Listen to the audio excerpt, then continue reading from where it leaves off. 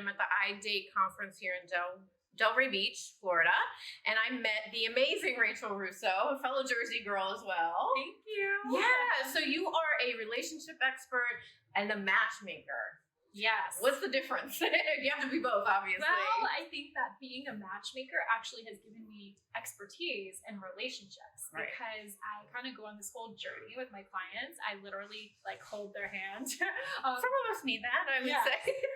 Yeah, I mean, really, from the early stages of dating, everything, all the way through the relationship, how it progresses. So it's not just finding love for them, but helping them keep it as well. Which is two different things. You can find it, but keeping a good relationship is two different things. Keeping is the challenging part. Yeah. So just seeing all these clients go through this journey, and I've been doing this for so long, for 14 years, start to notice patterns and trends, and just kind of develop an expertise on how to help people to really make a healthy relationship last. And how did you fall into it? So I always tell everyone I owe my life to Craigslist.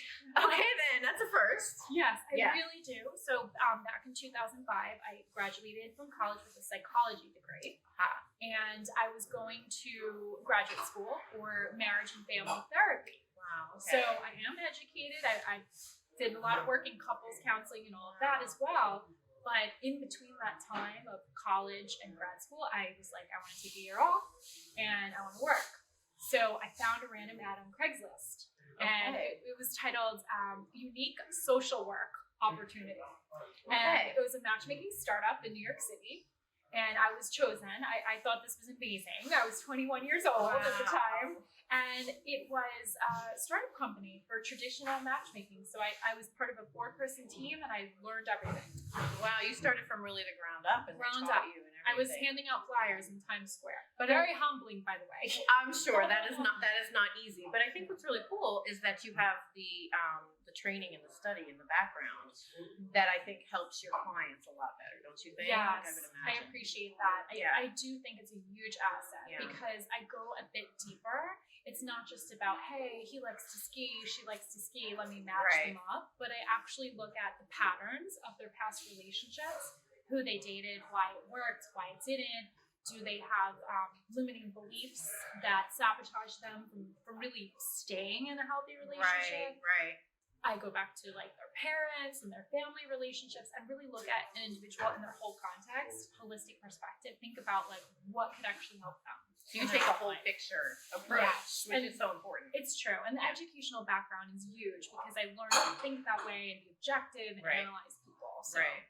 So I'm going to ask you, and you can answer it or not, what is the craziest story that you have for us in matchmaking? Because 14 years, I would imagine you come across so many different people. And New York, and we just say New York is its own New York thing. Is crazy. I mean, I've worked with everyone from NFL players to 70-year-old women on the Upper East Side who've never been married. Wow. Yeah, so they all have their unique stories. My craziest story may actually be something I did. Okay. So I was offered the opportunity to be part of a reality dating blog about 10 years ago at this point. Wow. And I actually was Miss New York of this blog. They did it in a few other countries. Wow. And I went on 92 dates in 1 year, and I blogged about them. Wow. So did you get really tired of dating? Oh, I was so exhausted. I took a dating detox. I've never dated that much since. Thankfully, I've been in relationships for the most part, and this was before dating apps. This was pre-dating apps. I did go on some websites. I did everything that I was telling my clients to do. Wow. I just really wanted to do it because I wanted to go in the trenches and see what dating was like in New York. So I really understood my target market and all of the pain that the women I was working with were going through. You felt their pain, I would imagine. Felt it. Yeah, so I had some crazy stories. My crazy stories from that include a guy that I was dating for about a month while I was doing the blog, and he took me to Puerto Rico and told me he loved me on a rock. It was crazy. amazing. Oh, I hope he's not listening. We won't put any Sorry, names out there. He's awesome, but I really liked this guy, but I was doing this blog and I had to meet all these people and I didn't want to give it up. So it was not conducive to a relationship, but it was conducive to learning a lot about myself and the dating scene. So I think it's pretty crazy. Do you think you learn a lot while you're dating? Do you think your clients do as well? If they're open to the lessons, and some people are not, and they blame the other person, and they say, oh, you know, this person was emotionally unavailable, or he was too short, or I don't like the way he chewed on the date. I mean, you hear everything. Feedback, crazy feedback. But if they learn to look at themselves and maybe what they're doing that is making them attract these type of people, then they can learn a lesson and they can learn about how they come across. And that's a big thing, such a big thing. And one of the things I love about matchmaking is that I give people that feedback. And because we're in this culture where everybody's ghosting, right? Yeah. This is happening. They would never get that feedback otherwise. So I really find out, well, why didn't you want to go out with her again? Why didn't you want to go out with him? So it's never just, oh, well, you know, they disappeared or they didn't have chemistry. Well, why didn't you have chemistry? Right. You dig into that a little bit more. I'm a detective. Right. And I think it's important to have a third party, not your mom or your best friend, give you that really honest feedback of what you're seeing. Yes. Sometimes a family member, you're not getting everything you need. Maybe it's too harsh, not harsh enough, or, you know. I always say that. I think that friends and family are so well-meaning. Yeah. But they are biased. Like my mother, for instance. Yeah. So I am single right now myself and recently out of a relationship. But it's for the best. And if I were to tell my mother about my dates, she'd just be like, oh, marry anyone. I want to be a grandmother. Yeah, she's coming from that space in her life right now, The Jersey girl, the Italian mom. Exactly. You know how it is. We know about that Philly Italian. Yeah. So her advice isn't objective. You know, and everybody has their own biases and issues. And do you think it's something that I personally feel we're not taught how to date? We're not taught how to cultivate a relationship as well? Do you find that with people that come in? I do.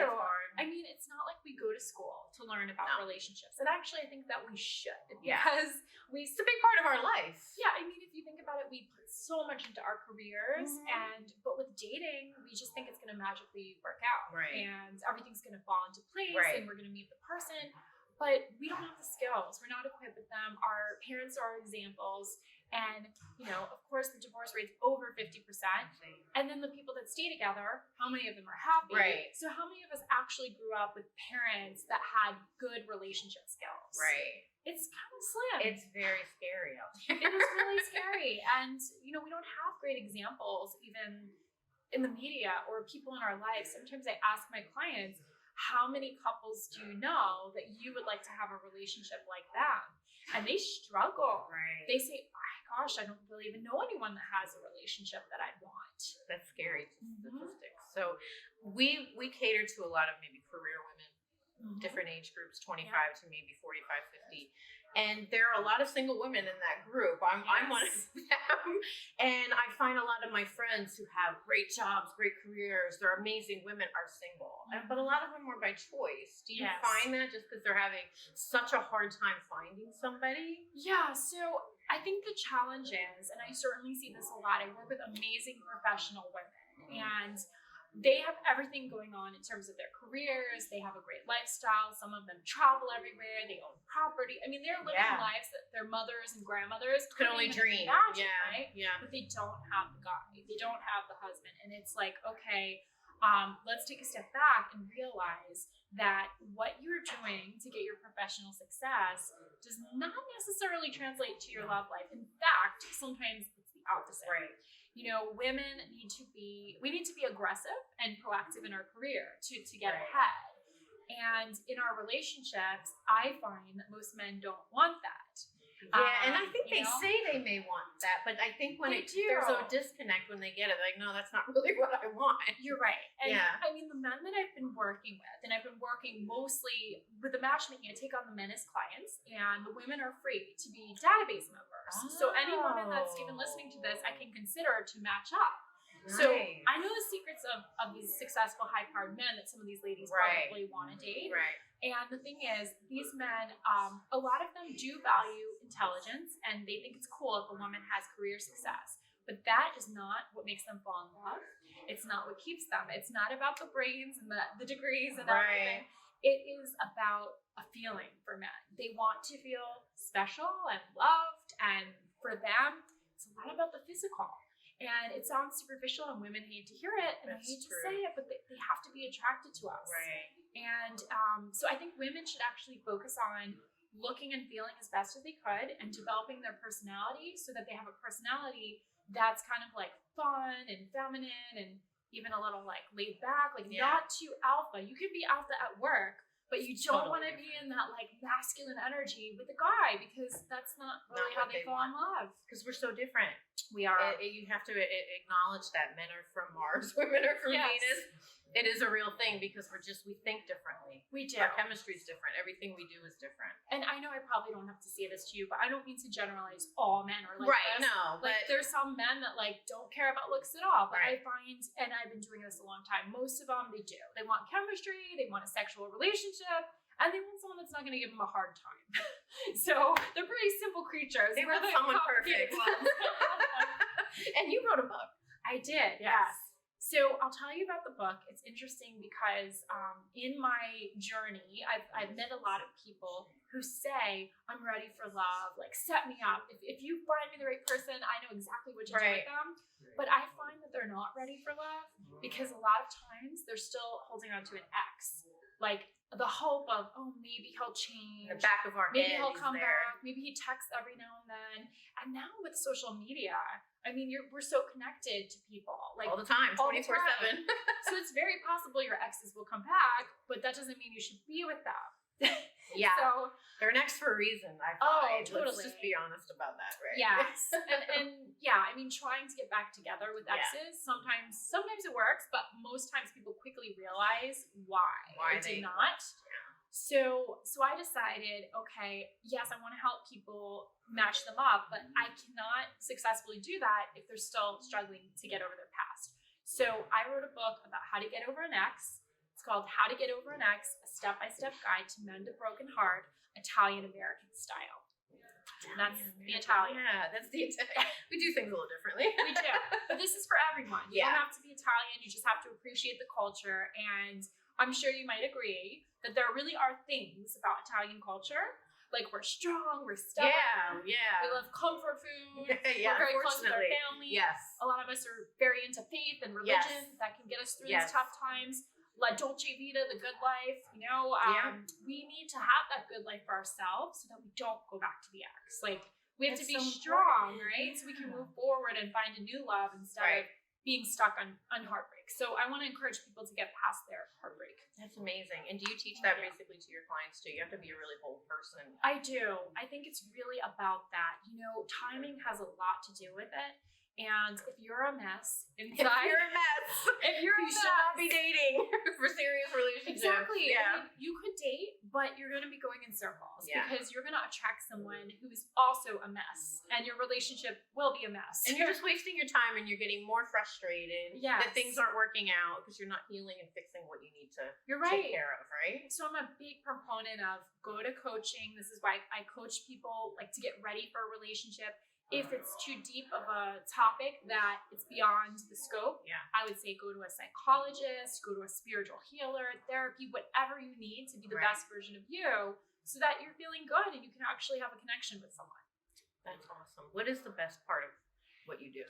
Well, I love to get people in relationships and have success. And it's fun. It is rewarding. I do have marriages and I do have couples that were together a long time. Wow. I have some that were together and they broke up, but I still think that's a success if they dated and they learned something. So I like to see people happy. I like to see them grow and just become more confident and in the right direction with their love life. And what's next for you? Wow, really good question. You know, I'm thinking about doing more of this coaching for women. So I've been a matchmaker for all these years, a matchmaker who coaches. But what I'm realizing is maybe I want to be more of a coach who also matchmakes. Oh, okay. Flip it around a little bit. Yeah. Because I have the skills to empower women to almost be their own matchmaker. So I want to coach them. Like, I might not have a guy for you. There's more women out there than I can help because I only work with a handful of men at one time. So what I like to do is to tell women, okay, I can coach you online to meet people through the websites and apps. I can coach you in real life, like to just go out, bring your laptop to Starbucks and get attention from all the guys there, to go through your friends, or even because I'm so well connected in the matchmaking industry, how to connect with matchmakers and how to like be in their databases and get set up for free. I have those skills. So I kind of want to coach women on how to do that and teach them about how they should not settle. Because that's a big problem that I see. They're settling for men that are not good enough, because they just want to be in a relationship. They want to get married. They want to have the ring, all that. That's the toughest thing to see, I think, when you see a woman who's amazing, but yet they're settling. Right. And everybody can see it. And it's very hard to get out of it because they don't see it. Yeah. They're in their pattern and they're blinded and they're not objective. And so I really want to work with those women.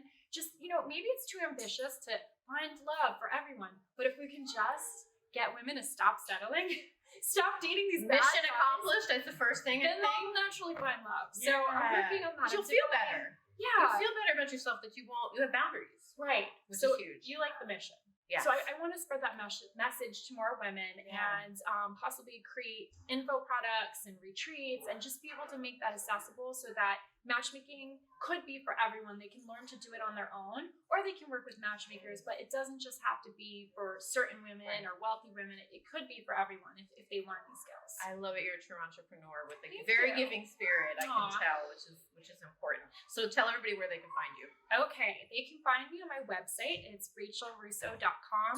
It's RachelRusso.com.